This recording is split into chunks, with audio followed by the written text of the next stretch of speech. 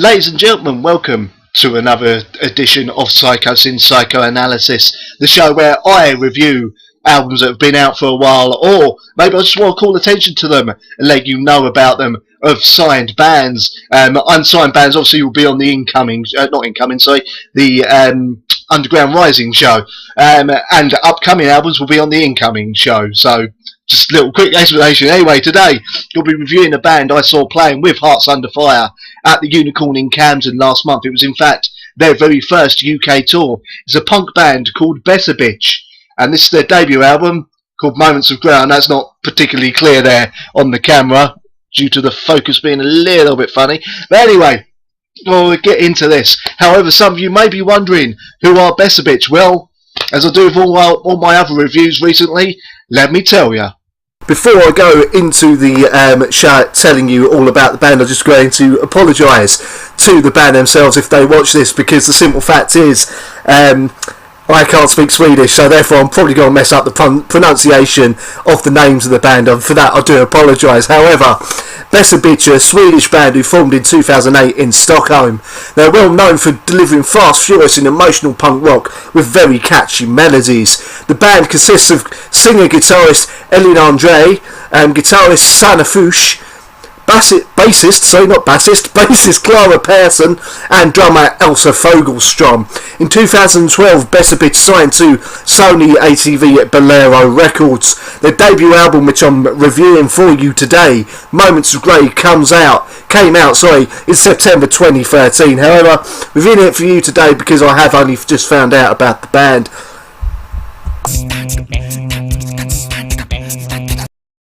The first song on the album is called Who Cut the Wire. Now this starts with guitar feedback, then we're into full speed punk riffs and vocals. This has a very catchy chorus, then we break down to just drums before the guitars come back in. At the middle eight we get some melodic singing showing that this vocalist can actually sing as well as do the sort of punky snare. All in all, this is an excellent opener to the album. It's quick, to the point, and lets you know exactly the sounds you can expect for the rest of the album. Obviously none of these tracks are going to have incredibly long reviews because the album itself is literally only about 25 minutes long, which is perfect length for a punk album. But anyway, yep, that's what the first track is called. That's how it sounds. On to the next one. Up next is Stuck in the Ceiling. Now this starts at full speed with melodic singing and another superb riff from the band. The vocals have a slight echoey reverb to them that I might have just said echo but in two different ways there, but anyway, that helps make them float over the top of the riffs, and there's enough superb chorus in this song that will get caught in your mind for days after you hear it. In fact, I've still got it stuck in my head. Admittedly, I have only just listened to the track. Anyway, we slow down the pace halfway through the song until a stop-start riff comes in, and then we keep alternating between that stop-start riff and the chorus until we reach the end of the song.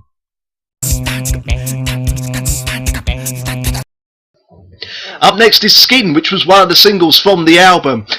This longest song on the album, clocking an absolutely massively epic 3 minutes and 28 seconds. Now this starts with another excellent riff, while the second guitar plays a few single notes over the top. The vocals then kick in, and we're back to the punky vocals from the first song. There's another memorable riff and singing that leads the chorus on this song.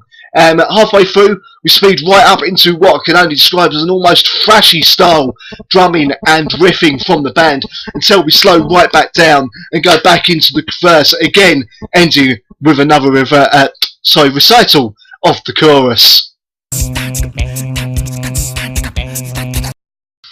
Up next is another single from the album that some of you may have seen on YouTube, and indeed some of you may have heard them if you've tuned into my radio show, the Psychosin Project, on Total Metal Radio, www.totalmetalradio.com. This is Welcome to Shedholm. Now this starts with shouted vocals and the band kicks in at full pace. Another superbly huge chorus adds to the excellent riffs and drumming on this song. In fact, if you want to get a good handle on what this band sounds like, go look this song up on YouTube after you've watched this review. There's nice use of breaks between the riffs, and then we go into a superb mini guitar solo halfway through the song before we kick back into that superbly catchy chorus. Go listen to it, but just be warned that this song will get caught in your head for days on end. The next song is called My Resignation. Now this is a bit of a different song because it starts with a slow drum beat into a lighter styled sounding riff. This has a mixture of acoustic and distorted guitars being used really well on the song. This is definitely a song that comes across as more of a victory anthem than anything else. Again, another superbly written chorus, which is a song, and overall the song is about realising your dreams and pushing forward no matter what obstacles you face. In this case she's singing about becoming a rock star one day. It's a definite highlight in an album full of them, and we're only halfway through.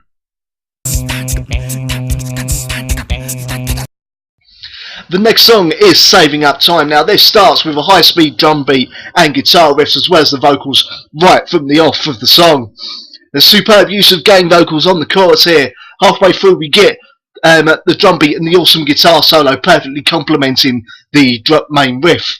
We then get a few more repetitions of the chorus that leads us through to the end of the song.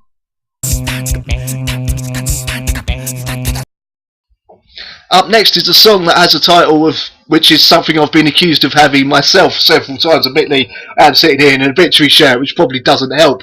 This is called Sick Twisted Mind. Now this starts with a mid-paced drum beat and riff. We break down to bass drums and vocals for the verses with occasional guitars. This is another chorus that demands to be sung along with live at full volume. A guitar solo comes in and leads us to the last chorus, which again leads us to the end of the song.